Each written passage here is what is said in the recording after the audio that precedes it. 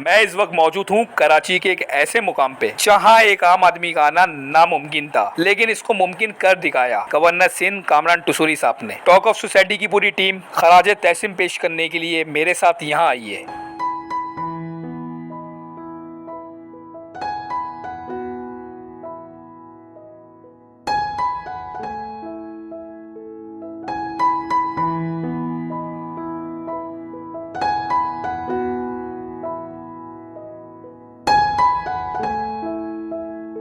कामरान साहब, आपने जिस तरह की सूरत हाल है, लोग बहुत मायूस हैं, महंगाई की वजह से बहुत परेशान हैं। एक आम आदमी की रसाई गवर्नर हाउस तक नहीं थी, लेकिन आपने कराची वालों को एक तोहफा दिया है। मैं और मेरी टीम आपको खराज तहसीन पेश करती है। इख्तियार नहीं चाहिए होता, बल्कि उसका इरादा और नीयत और किरदार चाहिए होता है। तो जब मैंने इरादा किया, नीयत की, तो अल्लाह ताला ने मदद की। और आज आप देख लें 14वां रोज़ा जो है वो 15वां रोज़ा बल्कि शुरू हो गया है, और हज़ारों की तादाद में लोग यहाँ आ रहे हैं और फैमिलीज़ के साथ आ रहे हैं। सारे लोग बैठे हैं, इफ्तार कर रहे हैं, डिनर करेंगे, तस्वीरें बनाएंगे, गवर्नर हाउस घूमेंगे।